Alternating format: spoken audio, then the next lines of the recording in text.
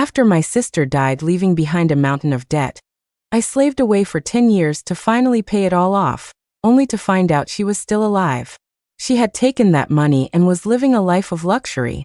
Sitting in a fancy car with perfect makeup, she looked nothing like me with my wrinkled face.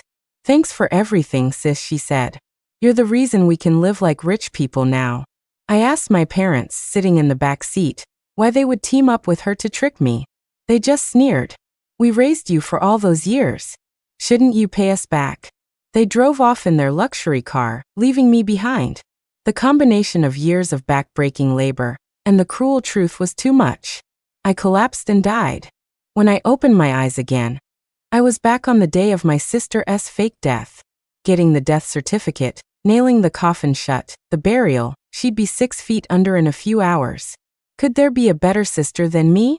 My sister slit her wrists for a man. By the time the family rushed to the hospital, she was already under a white sheet. Looking at the familiar faces, hearing the doctor recite the same lines I'd heard before, I knew it was real. I was back. Reborn on the day of my sister's fake death. Last time, after my sister faked her death for love, my parents claimed they couldn't bear the grief and staged their own suicides by drowning. Before I could even process the loss of my entire family, I was saddled with the massive debt my sister had left behind. My boyfriend dumped me too. And when I had finally worked my ass off for 10 years to clear the debt, I discovered they weren't dead at all. It was all a lie. They took the loan money and were living it up abroad, throwing cash around like it was nothing. Meanwhile, I was stuck with the debt, living like a rat in the gutter. Starving, freezing, and barely alive. Just thinking about it makes me want to grind my teeth to dust. Last time, you faked your death. This time I'll make it real. I rushed forward and threw my arms around my sister on the hospital bed. "Sarah, you idiot. How could you be so foolish?" I clung to her body, a mess of tears and snot. My parents just stood to the side, dabbing at crocodile tears that weren't even there. Their acting was so bad, full of holes. I was just too heartbroken at the time to notice. "Fine. I treated you like family, and you treated me like a fool. If you love to act so much, then I'll put on a show for you." I shook my sister's body violently, sobbing my heart out. I even pounded on her chest, screaming at her for being so heartless, throwing her life away for some guy. My parents were stunned and rushed over to stop me. "What are you doing?" My mom hissed, her face turning red with anger. "Your sister is dead and you're hitting her? How can you be so vicious?" I looked at my mother with an apologetic expression. "I'm sorry, Mom. I'm just so devastated, I can't control myself." Seeing how genuine my tears seemed, they finally relaxed, thinking I had bought their story. But as I looked at my sister's hand sticking out, wrapped in a bandage, I had to hide a smile. Last time, I was too distraught to see such an obvious mistake. Thinking back, their performance was a complete joke. What dead person has hands with that much color in them? They couldn't even commit to the part. Only the old me would have been foolish enough to fall for it. I lunged forward again, pressing down hard on Sarah's bandaged wrist. The corpse let out a tiny hiss of pain before forcing itself to stay still. I had to fight back a laugh. I could just imagine the pained, twisted expression on Sarah's face under that white sheet.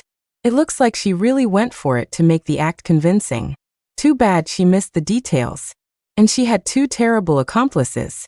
Who in their right mind would have such a calm expression after their daughter just died? Judging by the amount of blood on the bandage, Sarah must have cut herself pretty deep. But it was definitely not a fatal wound. My parents heard the hiss and their faces went pale. Fearing I'd noticed something, they immediately pulled me away. "All right, that's enough. Stop it.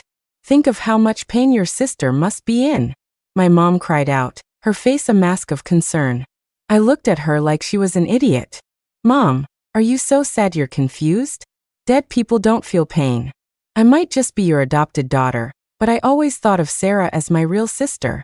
What's wrong with me holding her one last time before she's gone? Dad, Mom, you should come hug her too. Otherwise, you'll never get another chance. She'll be gone forever." I wailed, my performance more convincing than theirs ever was. My parents looked at me, their mouths twitching. I hugged my sister even tighter, my cries echoing through the room. Secretly, I kept pressing down on her injured wrist. A splash of fresh red immediately stained the white bandage.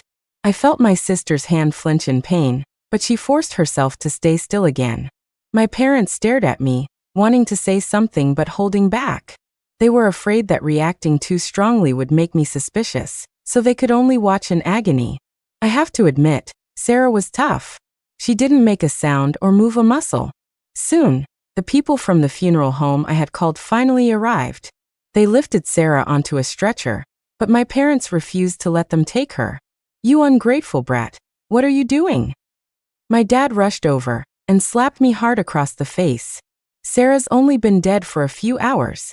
Are you that desperate to have her cremated?" I held my cheek, my face a picture of wronged innocence. "Dad, no. I just feel so bad for her. I thought she should be laid to rest as soon as possible. Besides, Sarah always said she wanted to be cremated, not buried. She couldn't stand the thought of her face getting ugly after years in the ground. She said she'd rather be turned to ash and scattered in the sea, to be free." My parents were stunned by my bullshit story. They exchanged a look, completely at a loss for words.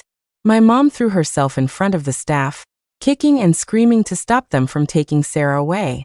The funeral home worker looked at me annoyed. "So who's in charge here? Make a decision, we have another appointment to get to." Under pressure, my dad shot me a glare and had to bribe the workers to calm them down. My mom ran outside to call Ryan. "You need to get over here and get this bitch out of my hair. Things are moving too fast." That which almost sent my baby to the crematorium. "If anything happens to my precious daughter, what are we going to do?" Ryan showed up just as we were settling the bill to take Sarah home. He offered a few fake words of comfort, then suggested I ride with him since my dad's car was too full. I flat out refused. I was going to stick to Sarah like glue. I couldn't give them a single chance to get her out of my sight. No way were they pulling a switch this time.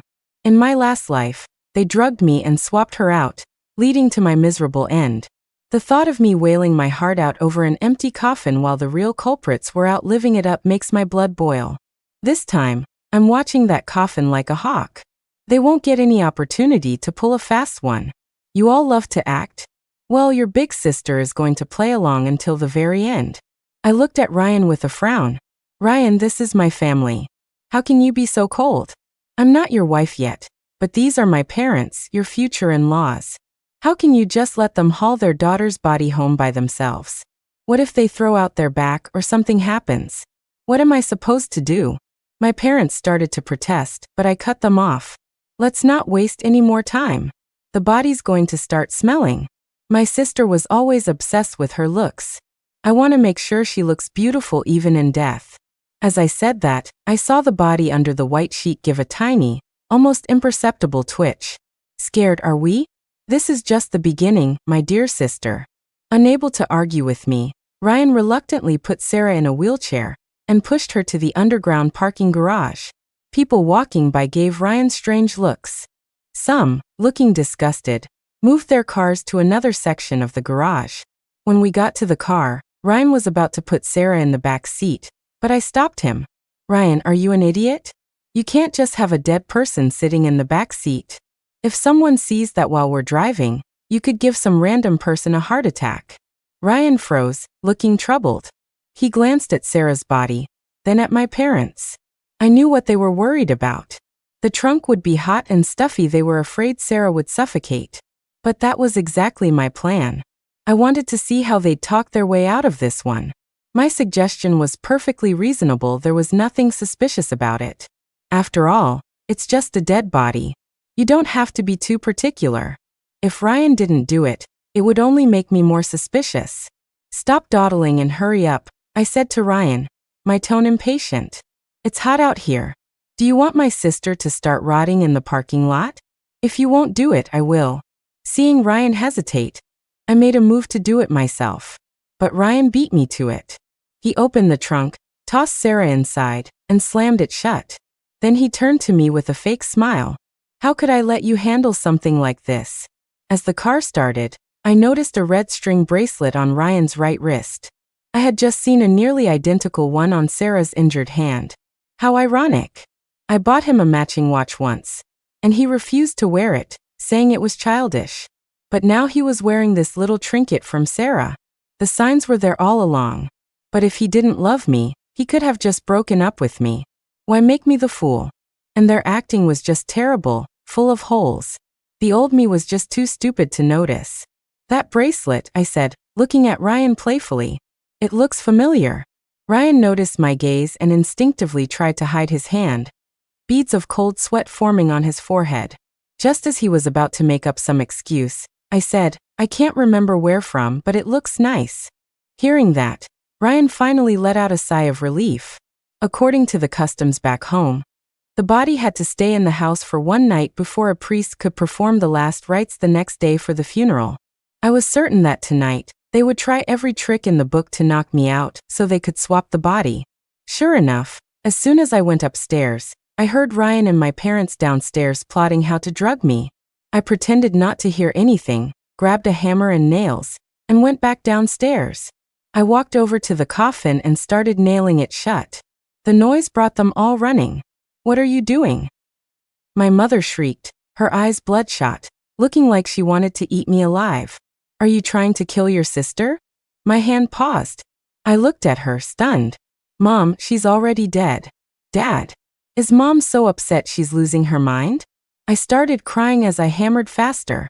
We need to bury her quickly. Once the coffin is out of sight, Mom won't be so sad. Seeing his useless accomplice, Ryan stepped in to smooth things over. Your aunt is just overcome with grief. She's saying crazy things, don't mind her. Oh. I nodded as if I understood, and went right back to hammering. My mom was so scared she nearly fainted on the spot. My dad had to catch her. Ryan sighed, walked over, and snatched the hammer from my hand. He said to me in a gentle voice, You shouldn't be doing this kind of rough work. You might hurt your delicate hands. Let the priests handle the sealing tomorrow when they get here. My dad nodded frantically in agreement. Yes. You're a girl. You shouldn't be doing this kind of work. It's bad luck. No, I can't do that. I snatched the hammer and nails back from Ryan. If the coffin isn't sealed tight, the body will decompose faster. My sister cared so much about her looks when she was alive. As her sister, it's my duty to make sure she leaves this world looking beautiful. With that, I went back to work. My dad was so furious he passed out on the spot, and the scene descended into chaos. Ryan took the opportunity to grab the hammer and nails from me and push me out of the way. Your dad and aunt fainted from the shock. Let's get them to a room quick. After getting everything sorted, Ryan finally breathed a sigh of relief. That evening, just as I finished preparing dinner, my parents woke up. The first thing they did was rush to the room with the coffin. They were visibly relieved to see it hadn't been nailed shut. When they turned and saw me standing behind them, they jumped. I gave them an innocent smile. Dear Mom and Dad, dinner is ready. Don't worry, Ryan just told me that keeping it ventilated helps preserve the body. I was wrong before. I won't try to nail it shut again. Let's go eat and get some rest. We have a busy day tomorrow. Hearing that I wouldn't be nailing Sarah's coffin shut anymore, my parents finally relaxed. They shot me a dirty look and turned to leave. At the dinner table, I thoughtfully served them food. Mom, Dad, eat up. I spent a long time making all this. My mom glared at the food I put on her plate. You're certainly in a good mood, cooking such a feast while your sister is dead. My dad just shot me a look, but didn't say anything. After dinner, Ryan handed me a glass of water. It was the exact same scene from my past life. I was immediately on high alert. Last time, Ryan handed me a glass of water, and after drinking it, I passed out completely. When I woke up the next day, the funeral was already halfway over. By the time I got to the cemetery, they were about to lower Sarah into the ground. Everyone blamed me, saying I was disrespectful for being late to something so important. At the time, between the guilt and the somber atmosphere, I just broke down and sobbed over Sarah's coffin. Thinking back on it now, I was such an idiot. But thank God I was reborn. This time, I had planned to finish Sarah off at the hospital, but my parents stopped me, and now I'm back on the same timeline as before. This time, I have to find a way to break the cycle. I looked at the glass of water with its white fizzy bubbles, then at Ryan's sincere face, and almost burst out laughing. What a bunch of morons. It was only because I trusted them so much last time, and was so overwhelmed with grief, that I missed all these details. I took the glass and drank it all in one gulp right in front of him. Ryan saw the empty glass in my hand, and a triumphant smile spread across his face. But before I could pass out, he collapsed. I walked to the sink and spit out all the water I had just pretended to drink. Nice try, moron. You're not smart enough to play games with me. I have no idea what I ever saw in a guy like you. I dragged all three of them onto their beds, then picked up my tools and went back to nailing the coffin shut. The person inside heard the noise and began to tremble. I ignored it and kept hammering. When I was almost done, Sarah inside finally couldn't take it anymore. She started by quietly asking if it was Ryan, then began pounding on the coffin, trying to get out. But the lid was heavy to begin with, and with the nails, a girl her size had no chance of lifting it. After driving in the last nail, I smiled with satisfaction. Sarah, inside the coffin, grew more and more frantic. She beat against the wood with all her might, screaming for her mom and dad to save her. Go ahead and scream, my dear sister. Scream your lungs out. No one is coming to save you. It is you. Sarah's furious voice came from inside. You bitch. Let me out of here. If you don't, I'll wake up mom and dad and you'll be sorry. Her confident threat made me laugh. If mom and dad were awake, they would have come running to save you the second they heard me hammering. What do you mean? Realization dawned on her. Sarah's usual arrogance was gone, and her voice was trembling. You wanted to fake your death so I could pay off your debts? What a beautiful dream. Since you wanted to play dead so badly, I decided to help you make it real. Good luck in there. After hearing my words, Sarah was so terrified her voice shook. When did you find out? I stared at the dark coffin and smiled without saying a word. Sarah kept pounding and screaming for help from inside, but the coffin muffled the sound. No one could hear her except for me, standing right next to it. The neighbors knew someone in our family had died, so they didn't think anything of hearing someone nailing a coffin shut. Besides, people in our village were old-fashioned and thought a house in mourning was full of bad luck. Even if they heard something strange, they wouldn't dare come over to check. You might as well save your energy, my dear sister. You might live a few minutes longer that way. After about 10 minutes of struggling, the noises from inside grew weaker. Then they stopped completely. I finally smiled, satisfied, and dropped my tools. I had finally gotten revenge for my past self. After a wonderful night's sleep, I got up to prepare for today's funeral. Her last death was fake. This one is real. I have to give Sarah a grand send-off. Since she wanted to die so much, as her big sister, it's my duty to grant her wish. Early in the morning, all the aunts and cousins arrived to help. The officiant also began chanting beside the coffin. I even put on some crying makeup to look the part. Back home, the louder you wailed at a funeral, the more respectful you were considered. I couldn't miss such a great opportunity to act. You all love a good show? I'll give you one. I even took 3 throat lozenges last night just for this. My voice is in prime condition. My aunt came in and saw the 3 of them sleeping like logs. She and the other women immediately started gossiping. These people are so cold-hearted. Their own daughter is dead, and they can sleep so soundly. What is the world coming to? With a few clicks of their tongues, they left. The 3 of them didn't wake up even when it was time to take the body to the cemetery. Looks like the dose I gave them last night was strong enough. I went in and pretended to wake them a few times, with no success. My aunts also tried to wake them, but they showed no signs of stirring. In fact, they started sleeping even more soundly. Their snores were thunderous. To avoid suspicion, I explained that they had been playing cards all night, which is why they were so dead to the world. The crowd just clucked their tongues and left in disgust. My aunt even started openly bad-mouthing them, saying they had no heart to oversleep through their own daughter's funeral. Seeing that the scheduled time had arrived, the head officiant gave the order. We can't wait any longer. Let's take the deceased to the cemetery, so she can be laid to rest. Missing the proper time is the greatest disrespect to the dead. As they carried the coffin, I followed behind, sobbing uncontrollably. A complete mess of tears and snot. The aunts and cousins whispered behind me. Those 2 are unbelievable. Their adopted daughter has more sense than they do. By the time we got to the cemetery and were preparing for the burial, the three of them finally rushed over. Seeing the tightly sealed coffin, my parents couldn't take the shock and dropped to their knees. Ryan, seeing how things had spiraled out of his control, was also stunned. He just stood there, completely lost.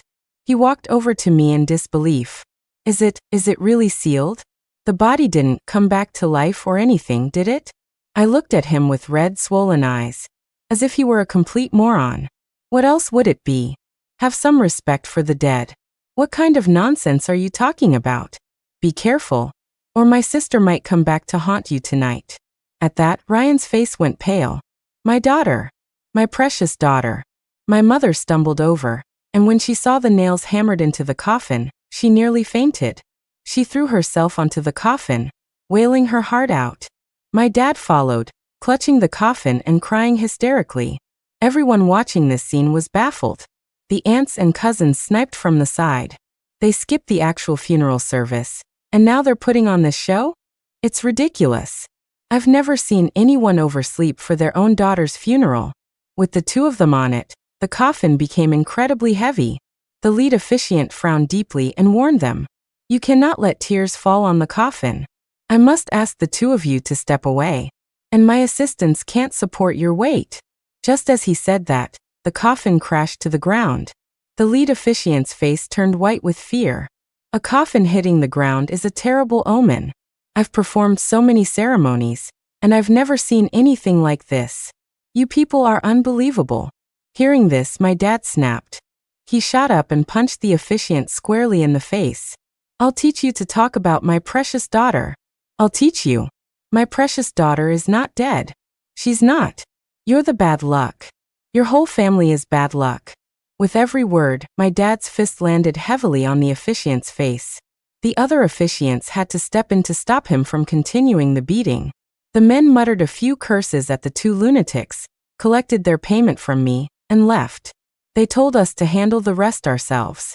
My mom and dad, acting like they were possessed, started clawing at the nails in the coffin with their bare hands. They didn't stop, even when their fingernails were bleeding. Finally, Ryan brought over some tools and pried it open. Sarah's pale, decomposing face was suddenly visible to everyone. The aunts and cousins who had been watching the drama from the side started whispering amongst themselves. My parents, completely unfazed, cradled the body and cried inconsolably. No, my daughter. I don't believe my precious daughter is dead. No, I don't believe it. With that, my mother charged at me and slapped me hard across the face, several times. It must have been you. It had to be you. You're the bitch who killed my precious daughter. I'm calling the police on you. I'm calling the police. Just as my mom was about to hit me again, my aunt, who has a strong sense of justice, rushed in and slapped my mom right across the face. Have you lost your mind? Your younger daughter is dead. It's bad enough you overslept for her funeral, but now you're turning around and hitting your older daughter, who's been running the whole thing? What kind of mother are you? So what if Chloe is adopted? We've all seen how well she treats you. Can't you be a little less biased? My mom ignored my aunt's scolding and just kept crying over Sarah's body. A short while later, the police arrived and surrounded the area. Someone reported an assault. Please come with us to the station. My dad stared at Sarah's pale corpse, motionless, tears streaming down his face. My mom pointed at me and screamed, "Officer, take this murderer away. My daughter wasn't dead. This bitch killed my daughter." Hearing this, not only were the police confused, but so were all the aunts and cousins. Ryan was also visibly panicked. He went over and tried to give my mom a look, a signal. But my mom was so lost in her grief, so fixated on getting revenge for Sarah, that she wasn't thinking clearly. After the funeral matters were settled, we were all taken to the police station. My mom accused me of murder, saying I nailed Sarah into the coffin and let her suffocate. I just looked at the officer innocently, waving my hands. No, I didn't. Mom, you must be confused from the grief. My sister died by suicide for love. I only nailed the coffin shut after she was already gone. You two were the ones who told me she was completely dead, and that we should bring her back home for the funeral. Why are you suddenly saying I killed her? You bitch, how dare you deny it? My mom shot up from her chair, pointing at me and screaming. You know damn well your sister wasn't dead. We worked so hard to raise you. And this is how you repay us? By killing our precious daughter. You heartless monster. I'm going to make sure you go to hell with my daughter." Listening to our back and forth, the interrogating officer rubbed his temples. "Calm down. You say you only nailed the coffin shut after your sister died. Do you have any proof?" Seeing the three of them pin all the blame on me, the officer's gaze towards me held a hint of suspicion. I knew what he was thinking, that I had nailed Sarah in while she was still alive. Luckily, I had prepared for this. I respectfully handed the officer the death certificate from the hospital. Death is a serious matter. I got this from the hospital when I went to pay my sister's medical bills. Originally, I wanted to have my sister cremated, since she cared so much about her looks. But my parents insisted on a burial.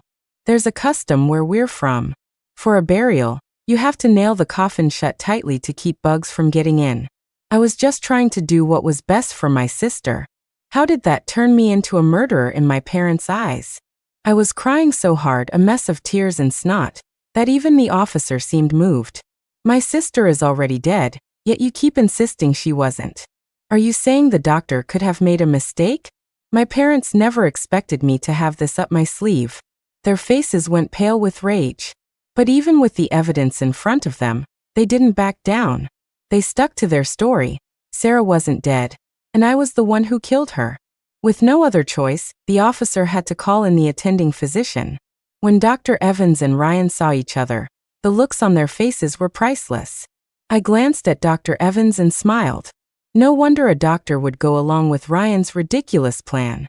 He had connections at the hospital. From what I knew, Dr. Evans was one of Ryan's best friends, and was in line to be the next director of that hospital. With him on board, pulling a few strings was easy. Dr. Evans saw all of us gathered and instantly knew what was happening. Cold sweat dripped down his forehead. When the police questioned him, he buckled under the pressure but still insisted that Sarah was in fact dead. I looked at him and smirked. "You might want to think carefully, doctor. Falsifying documents is a crime." He shot me a nervous glance but didn't change his story. I turned to my parents. "See, Mom, Dad? Sarah was already gone. You must be so heartbroken by her sudden death that you can't accept it. That's why you're saying these things." My dad, seeing he still couldn't get to me, was so angry he tried to lunge at me, but an officer quickly stopped him. "Settle down," the officer warned sharply. "We haven't even dealt with the assault charge yet. Are you looking for more trouble?" My dad glared at the officer, then at me, but swallowed his anger and said nothing. But my mom wasn't going to let me off the hook. She wasn't about to let her precious daughter die for nothing. Bullshit. My precious daughter wasn't dead at all. This bitch nailed the coffin shut and suffocated her. My mom's eyes were red from crying as she told the police everything that had happened. As they listened, the officer's expressions grew serious.